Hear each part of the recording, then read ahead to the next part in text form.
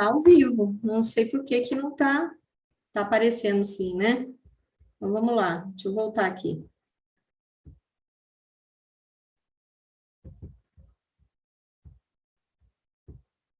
Pronto.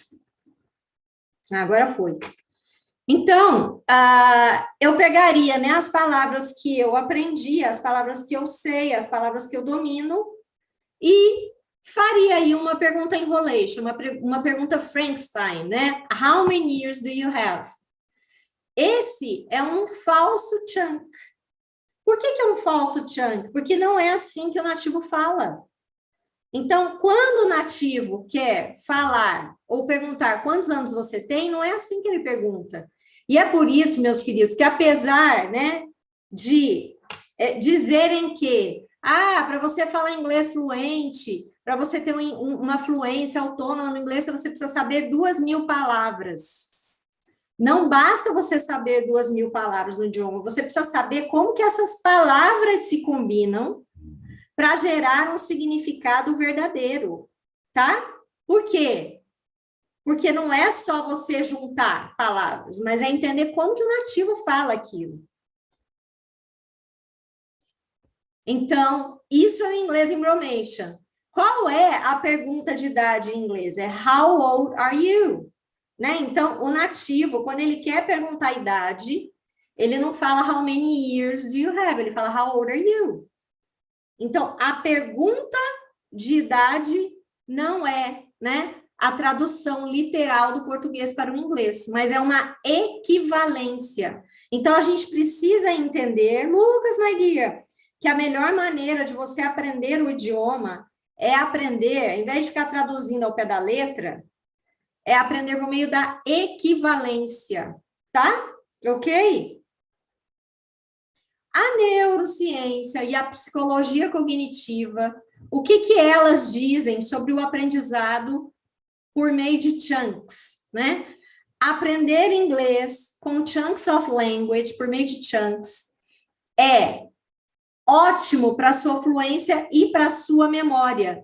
Por que aprender dessa forma é ótimo para a sua fluência e para a sua memória? Vamos entender aqui, ó, entrando nessa seara da psicologia, né? O que o James Asher, que é PhD em psicologia, ele diz sobre o aprendizado por meio de sentenças, de chunks?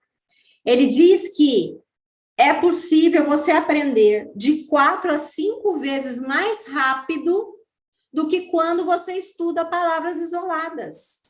Por quê? Porque quando você aprende o chunk inteiro, você não se preocupa com a gramática. Hoje de manhã, quando eu estava entregando a aula do Inglês Início, eu expliquei o porquê disso. E eu vou explicar aqui, mais uma vez, né, com um exemplo diferente.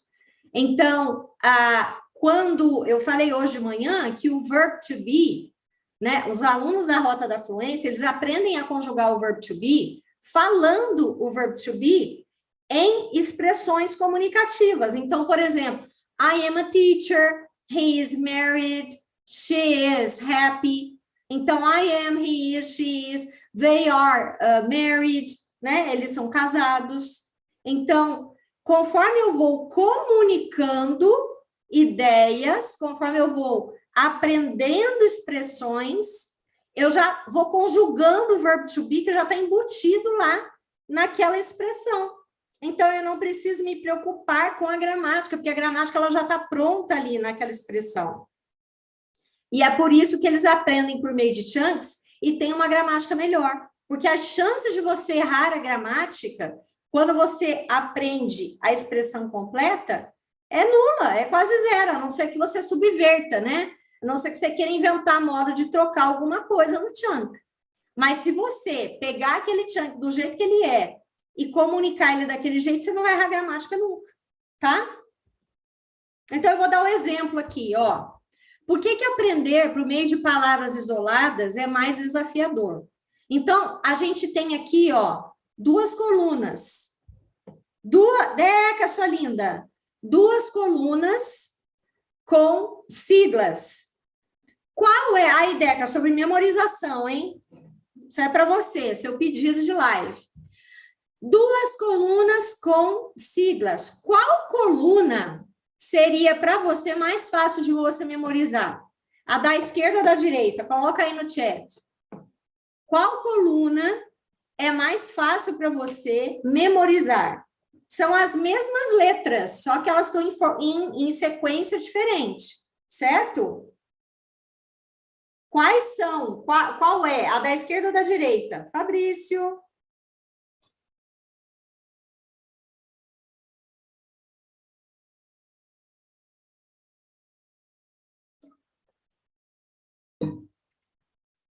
Quais siglas você acha que você memorizaria? Ah lá, o Lucas falou no YouTube, a direita, não é? Aqui começa com BMW. Por quê? Porque quando você bate o olho aqui, ó, no BMW, CIA, IBM, né? BMW, CIA, IBM, isso gera um significado no teu cérebro.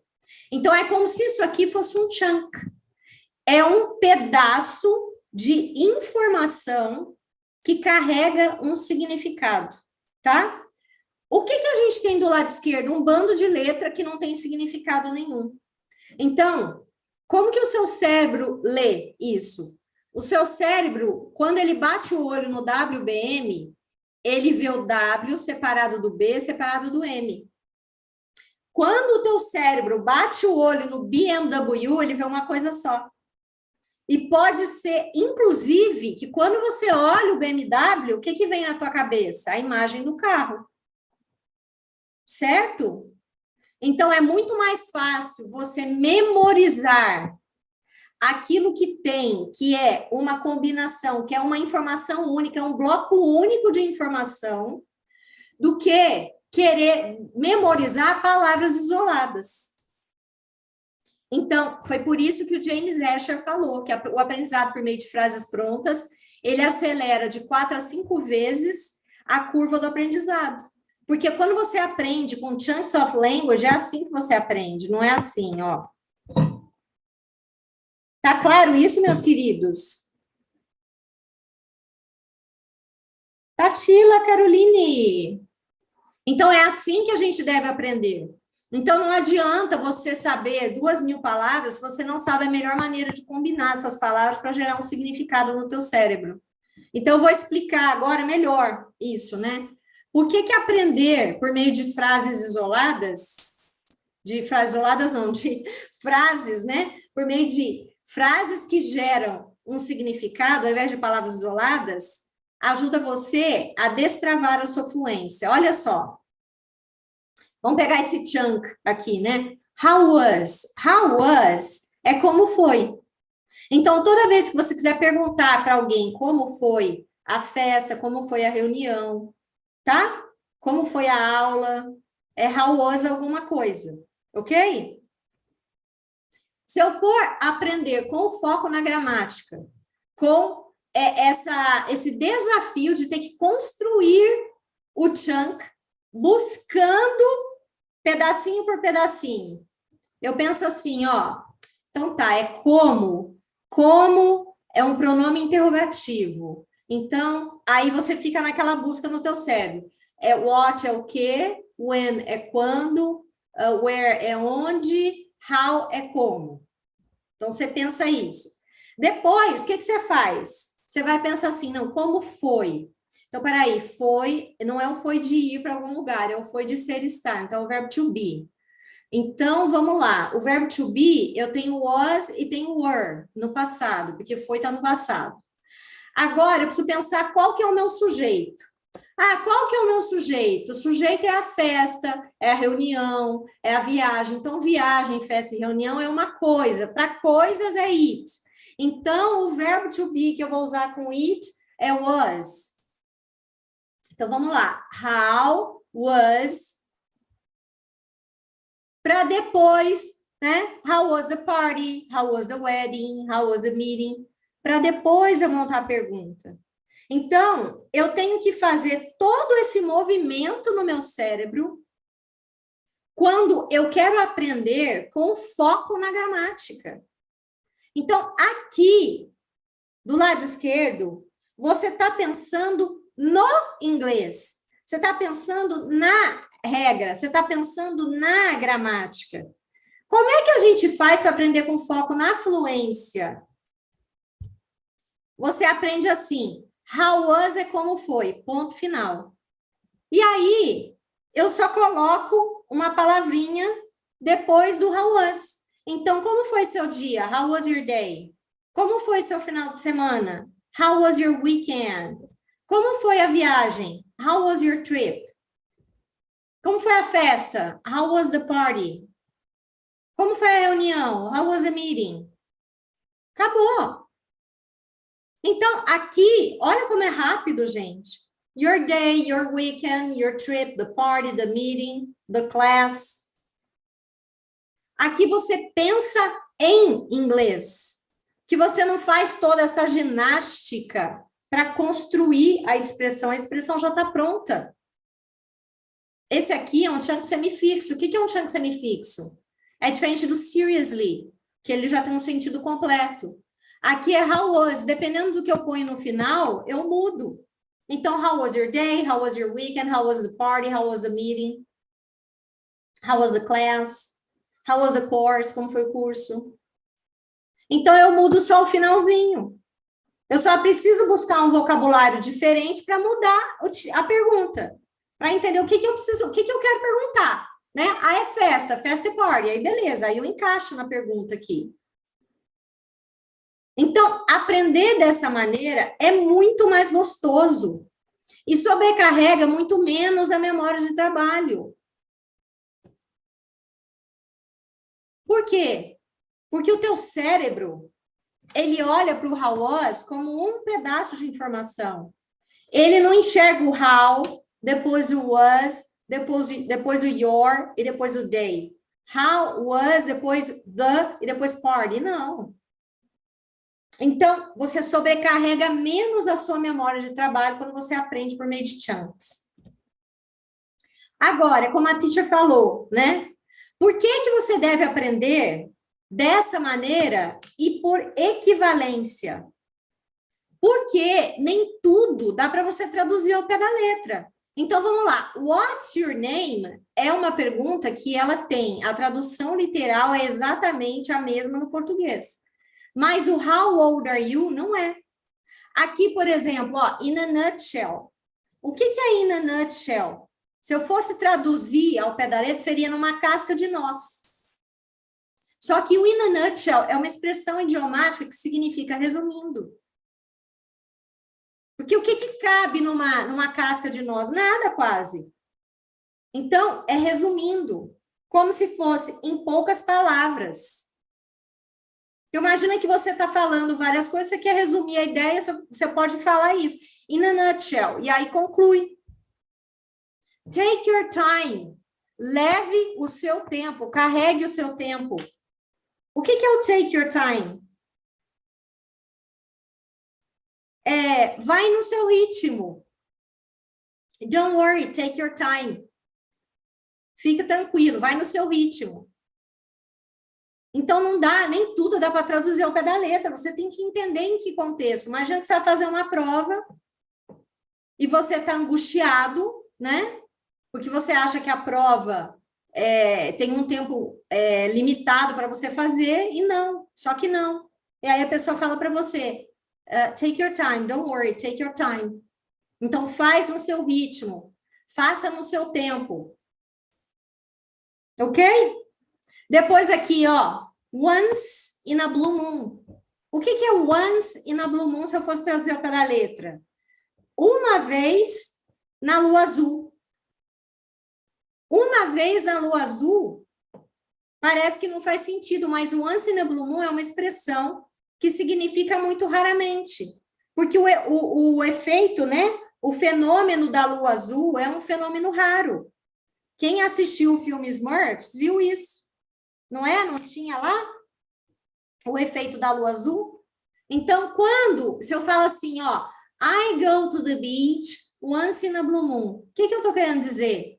Que eu vou à praia muito raramente. Então, não dá para eu traduzir ao pé da letra.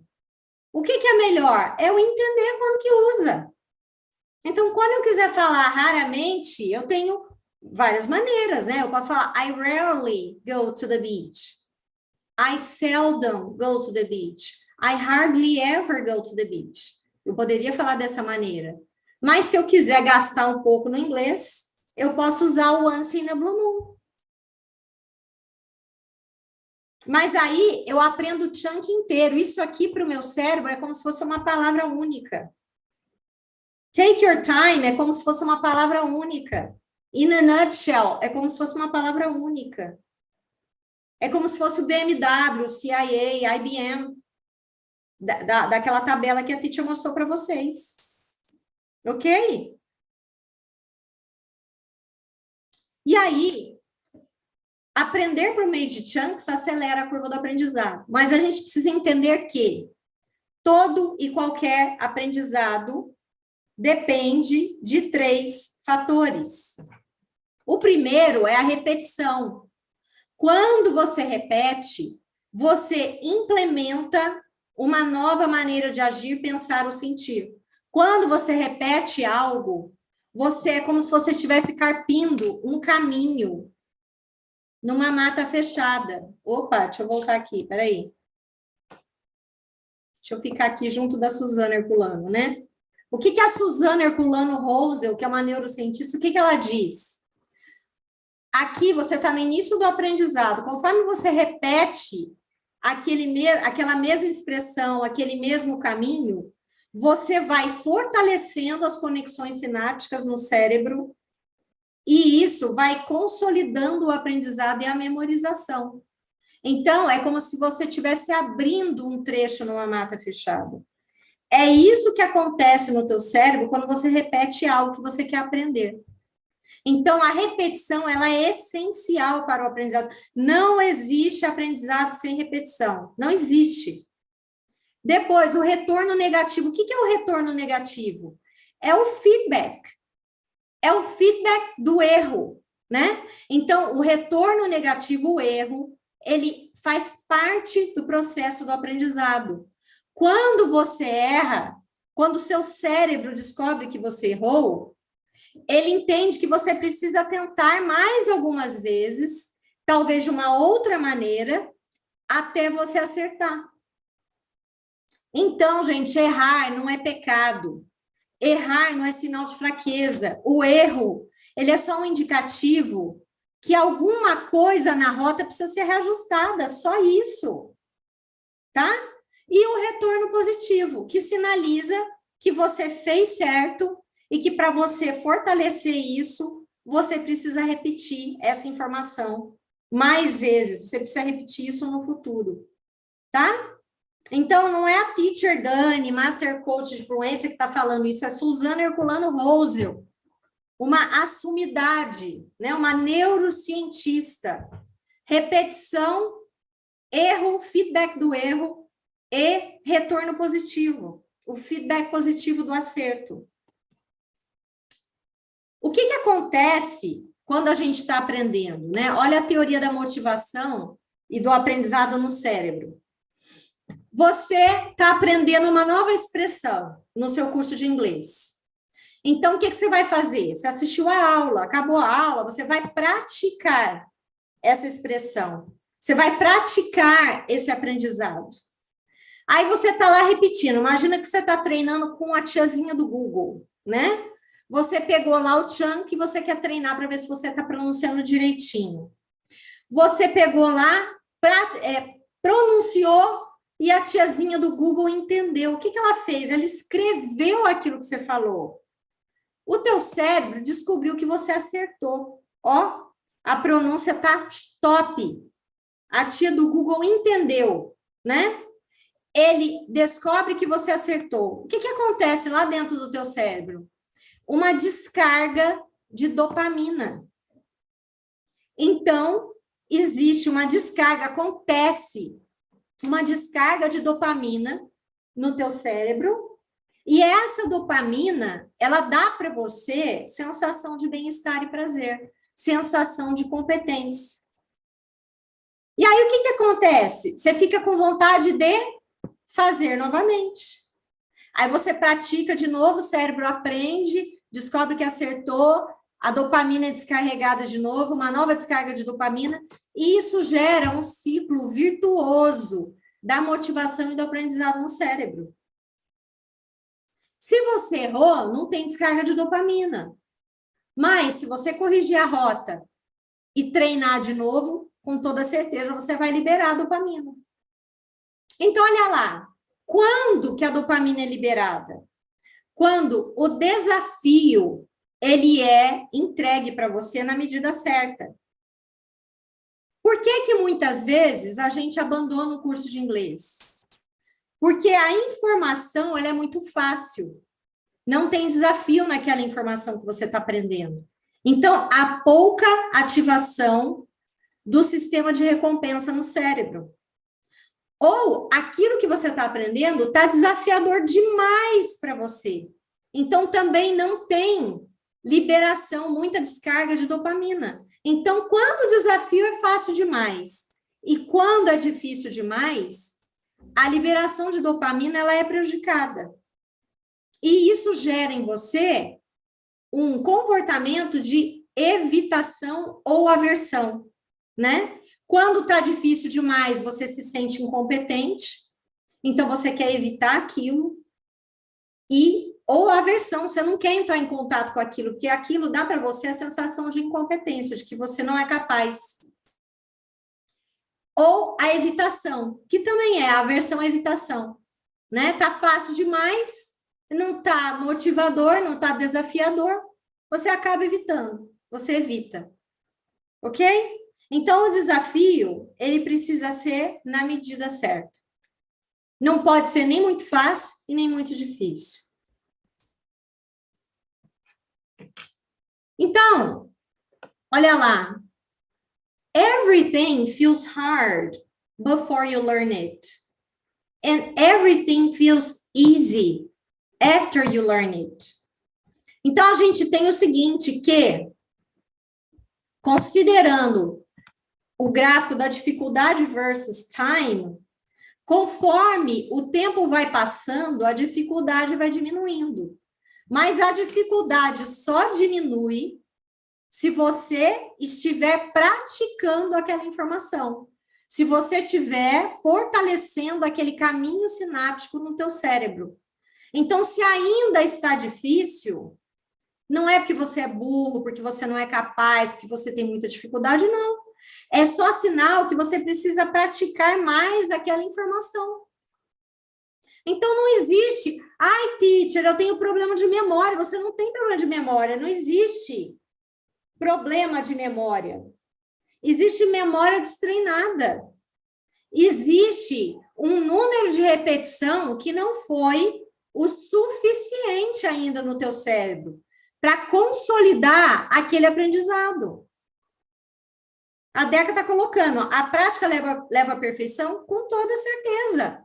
A prática leva mais tempo. Por que what's your name você não precisa mais repetir? Se eu falasse, como é que pergunta o nome em inglês? Todo mundo ia saber. What's your name? Porque você já ouviu essa expressão, você já falou ela, você já ouviu, já viu. Tantas vezes que ela entrou no teu cérebro. Então, o caminho sináptico do what's your name, ele já está para lá de aberto na mata fechada do teu cérebro. Já é um aprendizado. Já é um aprendizado definitivo. Então, aquelas expressões que você ainda precisa pensar para falar, por que você ainda precisa pensar para falar? Isso é assunto para um outro webinar, para uma outra aula. As fases do aprendizado. Porque antes de você entrar, né, na etapa do aprendizado inconsciente, da competência inconsciente, primeiro você precisa passar por outras fases. Então, antes de você levar um aprendizado para o nível do inconsciente, você passa pela fase da consciência. Não tem como queimar etapa, meus queridos. Sabe? Eu não sei que eu não sei, depois eu sei o que eu não sei, depois eu não sei, como é que é? Depois eu sei o que eu sei, e depois eu nem sei tudo que eu já sei. São fases. E para você passar de uma fase para outra, o que você precisa? conhecimento, prática e repetição, conhecimento, prática e repetição, conhecimento, prática e repetição.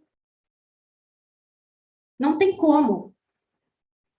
Precisa praticar, precisa repetir. Agora, tem um jeito certo de você fazer isso. Vamos entender isso aqui. Hermann Ebbinghaus também era um psicólogo e ele resolveu fazer um estudo sobre a questão da retenção da informação no cérebro, como é que funcionava isso no cérebro. Então, o que ele fez? Ele expôs um grupo, né, a uma série de informações e ele começou a medir, fazer testes para entender, conforme o tempo ia passando, qual que era a taxa de retenção daquela informação no cérebro das pessoas. Então, vamos imaginar que foi uma aula, né? A galera foi lá assistir uma aula.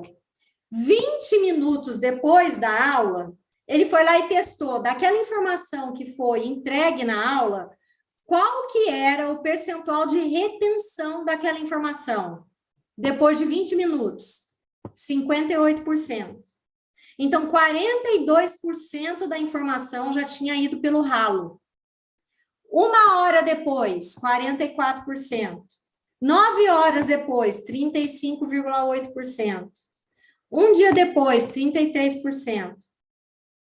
2 dias depois, 27%.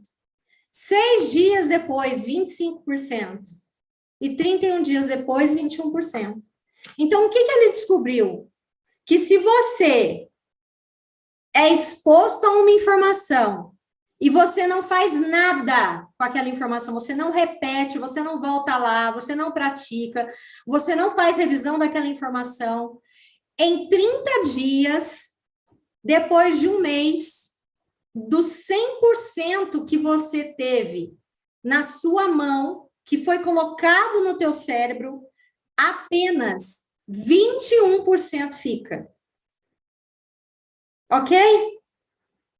Então, é como se eu entregasse 10 expressões de inglês hoje para você. Se você ficar um mês sem voltar nessa informação, provavelmente, daqui a um mês, você lembraria só de 2. Douglas, my dear, tá? E aí, o que ele fez? Ele, avançando no experimento dele, ele fez as pessoas fazerem revisões daquela informação dentro desses intervalos de esquecimento e retenção. Então, ele fez a galera fazer a primeira revisão daquela informação dentro de 24 horas.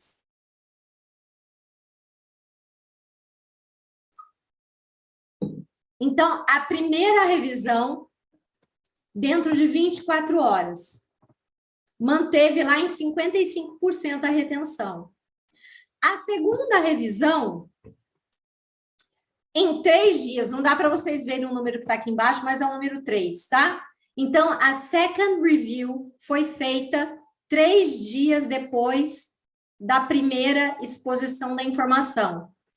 A retenção, que era 3 dias, vamos pegar 2 dias aqui, porque tem pouca variação de 2 para 6, mas vamos pegar aqui, ó. A retenção, que era 27 no dia 2, com a segunda revisão, ela subiu para quase 70%, ó. Retenção da memória, ó. Subiu para quase 70%. 10 dias depois, aqui, no slide a gente não tem 10 dias depois, né? Mas a gente sabe que de 6 dias para 31 dias, a perda, ela é pouca, né? A retenção quase não varia muito. Mas vamos lá. Ele estudou como é que a gente faz para aumentar cada vez mais a retenção. Então, se você fizer a terceira revisão dentro de 10 dias, você chega quase numa retenção de 80%. Se você fizer a quarta revisão dentro dos 30 dias, você aumentou a retenção para quase 90%. E se em 90 dias você voltar lá para fazer uma quinta revisão, você consegue chegar a quase 100% da retenção daquela informação da qual você foi exposta 30 dias atrás, 90 dias atrás. Então, gente, isso é muito poderoso. Se você quer acelerar o seu aprendizado, acelerar a aquisição da sua fluência no inglês, lá, o Vander colocou até 60 dias. Teacher, posso colocar mais? Pode. Quanto mais você voltar naquela informação, maiores serão as chances de retenção daquela informação. Então, é importantíssimo, meus queridos, vocês reverem. E essas são sugestões de depois de quanto tempo que você deve rever aquela informação. O que isso diz? Que não adianta você assistir a aula, praticar pra caramba hoje, né? Assisti a aula pra caramba, pratiquei pra caramba, tá tudo na ponta da língua e não volta mais. Isso aí é igual ir pra academia.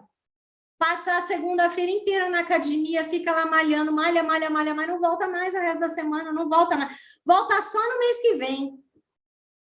Vai adiantar você passar um dia inteiro na academia e não voltar mais lá o resto do mês? Existe, tá? O Anki é um aplicativo de flashcards eletrônicos. Então, você coloca as expressões lá, ele já tem essa tabela, né? Esse sistema de revisão espaçada programado lá. Tem outros aplicativos, é só você procurar, né? Um app de Spaced Repetition.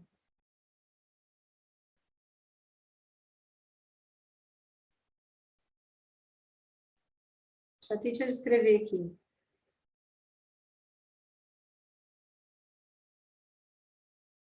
Gente, essa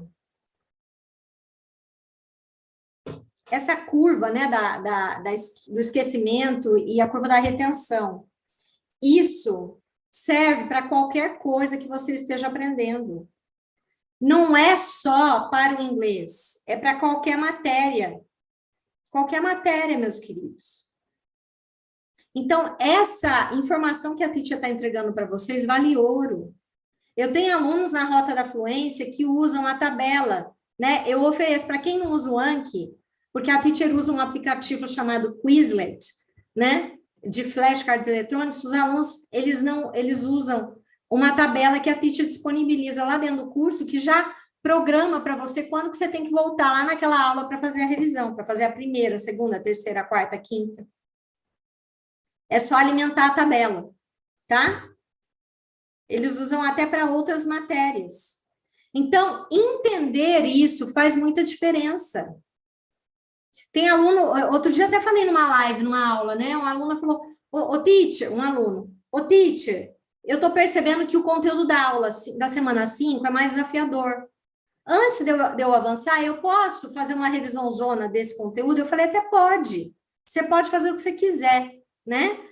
Vocês devem fazer aquilo que vão manter vocês motivados. Agora, mais do que você parar e fazer uma revisão zona deste conteúdo, o que vai ajudar você a memorizar mais esse conteúdo é rever mais vezes. Então, não é o tempo que você passa na informação, mas é quantas vezes você volta na informação. Esse é o segredo. Então, vamos lá, vamos retomar tudo que eu entreguei para vocês aqui. Primeira coisa, aprenda por meio de chunks, aprenda frases prontas. E não fique questionando a gramática da frase, aprende do jeito que está ali. Porque do jeito que está ali, a gramática está pronta, é só pegar e usar, é self-service. Se você aceitar do jeito que está ali, você não erra. Você vai acertar sempre a gramática. Aprenda por equivalência e não por tradução ao pé da letra. Porque o inglês é inglês e português é português. E nem sempre, na maioria das vezes, phrasal verb não é igual. Idioms, expressões idiomáticas não é igual. Collocations nem sempre é igual. Na maioria das vezes, as expressões não são ao pé da letra, meus queridos. Não são. Então, vocês vão pirar se entrarem na noia de ficar comparando o inglês com o português, porque não tem como. Aceita que dói menos, tá?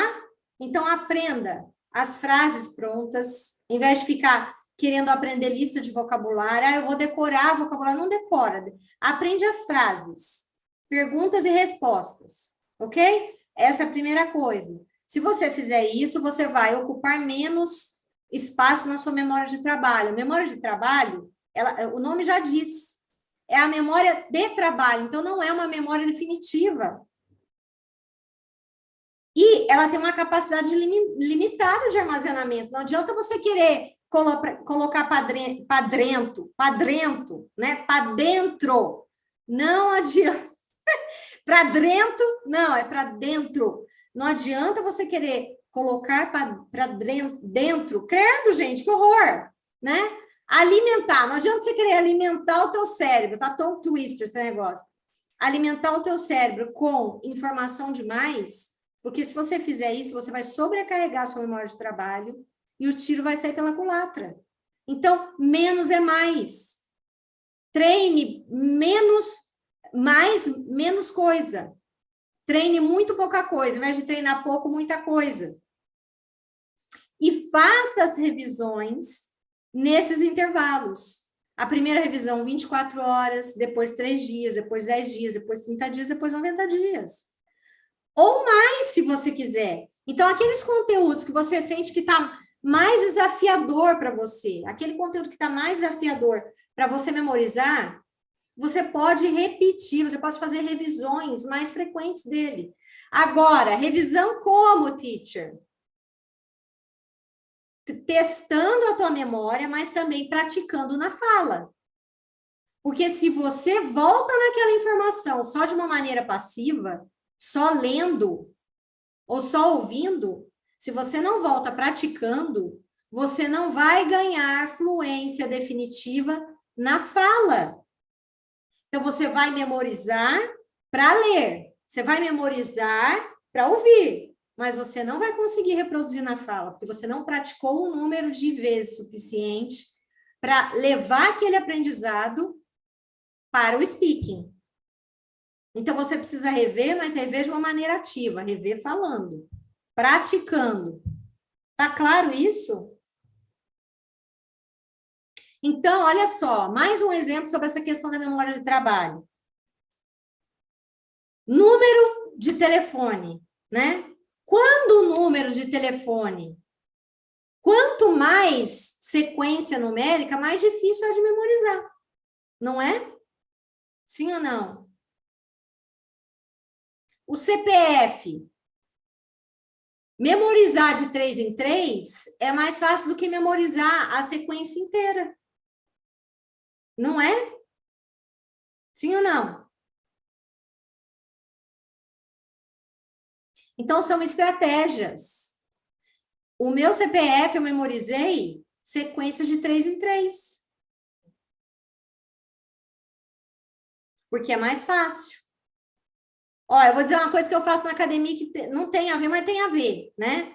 Quando o meu coach, ele fala para mim assim, ó, eu quero que você faça 3 séries de 50 abdominais. Cara, 50 abdominais para o meu cérebro me desencoraja. Que eu começo na contação, né? Vou lá na contagem. 1, 2, 3, 4. Gente do céu, não chega nunca nos 50. Então, o que foi que eu fiz? Eu enganei meu cérebro. Eu divido em 5 de 10. Eu falo assim, ó. Eu vou lá. 1, 2, 3, 4, 5, 6, 7, 8, 9, 10. 1, 2, 3, 4, 5, 6, 7, 8, 9, 10. 1, 2, até bater 50. Eu faço rindo, gente. Entendeu? A Deca tá falando aqui, ó. Ah, mas aí eu aprendi, né? É igual um meme que eu coloquei aqui no Rota. A menina estava na aula, o professor ensinou ela a falar, né? Responder. How are you? How are you? How are you? I'm fine, I'm fine. Aí ela chegou na aula na semana seguinte, o professor perguntou para ela assim: How are you feeling today? Ele deu uma variada, né? E ela, how are you feeling today? Que diabo é isso? Não sei que how are you feeling today. né? A amiga cascando o bico na cara dela. Porque o professor deu uma variada no how are you. Em vez de falar how are you, ele falou how are you feeling today? E aí ela se embananou. E é por isso que a variação é importante. É por isso que lá no Rota eu ensino how are you, mas eu ensino how are you doing, how's it going, how have you been? Que é para aumentar o teu repertório no idioma. Mas você vê, a menina no meme, a amiga dela perguntou para ela assim: e aí, o que você respondeu?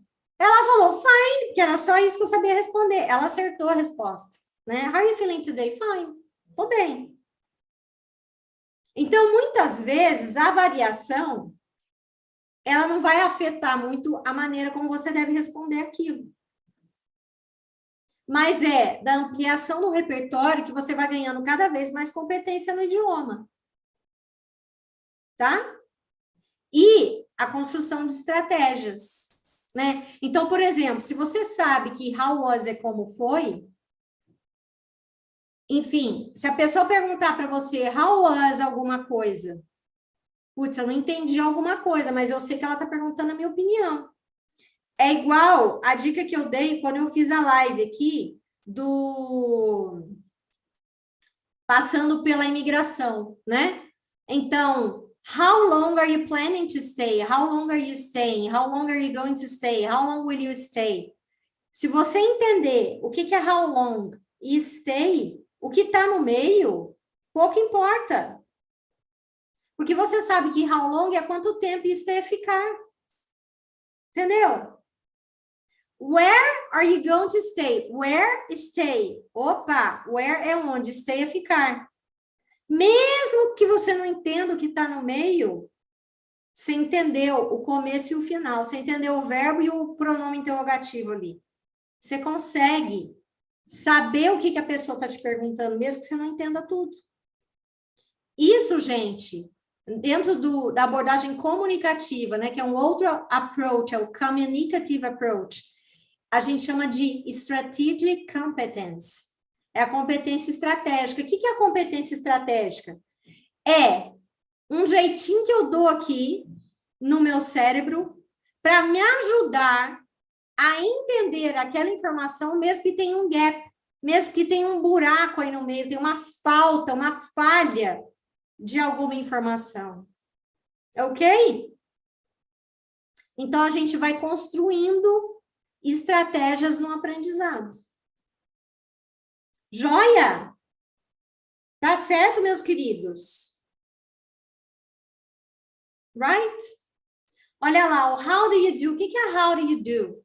O how do you do é um como vai você, que é usado num contexto de introduction, quando você está se apresentando para alguém num nível formal, tá? Então, num nível de formalidade alto, quando você é apresentado a alguém, ao invés de você falar nice to meet you, você pode falar how do you do? Então, ele é um cumprimento, mas que é usado num contexto de introduction, que é diferente do how are you, ou do how are you doing, ou do how's it going, tá? Fechou? Ok? Joia, meus queridos? E agora o TH, a pronúncia do TH, né? Eu tenho duas pronúncias do TH. Eu tenho um TH que é voiceless, que não há vibração, e eu tenho um TH que há vibração, né? Então, quando eu vou falar think, ó, não tem vibração. Não é igual uma abelhinha voando, né? Então, think, things, thought, thanks. Ó, é um sopro. Você põe a língua aqui e assopra.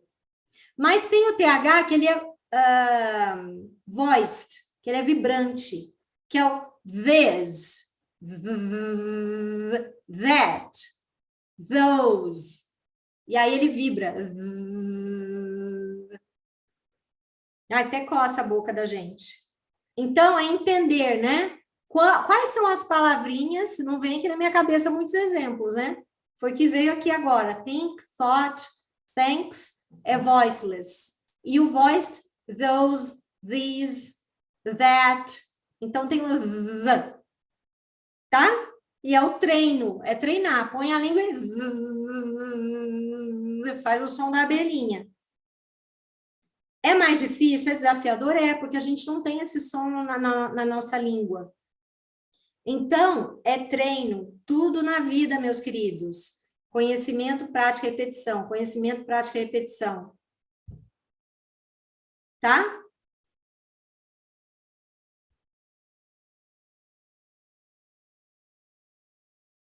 Então, é treino, é repetir.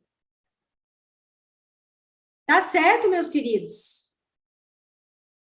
Fechou? Fechamos aí? E eu quero convidar você, que ainda não é aluno da Rota da Fluência, a fazer essa experiência, né? De aprendizado acelerado. De fazer essa experiência de aprender comigo por meio de chunks, repetição, neurociência e coaching. Hoje a Titia não entregou o coaching para vocês na live de agora, né? Mas a lição que eu dei hoje de manhã, aqui no canal do IGTV, eu fiz uma ferramenta de coaching em tempo real. Porque é tudo junto e misturado, meus queridos. A gente precisa mudar a chave, mudar o mindset. A gente precisa se tornar alguém diferente. A gente precisa se tornar alguém que acredita que é possível aprender. A gente precisa ser alguém que não desiste, né? Que não para em qualquer topada, mas que topa qualquer parada. Você é alguém que topa qualquer parada? Ou você para em qualquer topada? Você é alguém que se deixa dominar pelos pensamentos sabotadores? Então, se você não quer mais ser essa pessoa, eu estou aqui, ó, estendendo a mão para você e te convidando a virar meu aluno na Rota da Fluência. Porque o melhor dia para você começar a sua caminhada no idioma é hoje. Acreditando que dessa vez você vai fazer a sua... tudo que for possível, entendeu? Você vai fazer a sua parte para fazer dar certo. É uma parceria 50-50. Eu faço o melhor que eu posso, tudo que eu posso eu faço, e você faz a sua parte, e a gente vai caminhando junto e construindo a sua fluência. Para quê? Para você abrir portas, portões, janelas, porque o inglês abre portas, abre porta, porteira, portão, janela, abre tudo. Abre um mundo de oportunidades. E é isso que eu desejo para você, um mundo de oportunidades. Um mundo de conquistas. Tá bom? Ok, meus queridos? A Titia vai ficando, e o link tá na bio. Se você quiser virar meu aluno na Rota da Fluência, é só clicar na bio, porque o link tá lá, tá? Ó, beijo no coração, vou ficando por aqui. Have a great weekend. See you soon. Bye.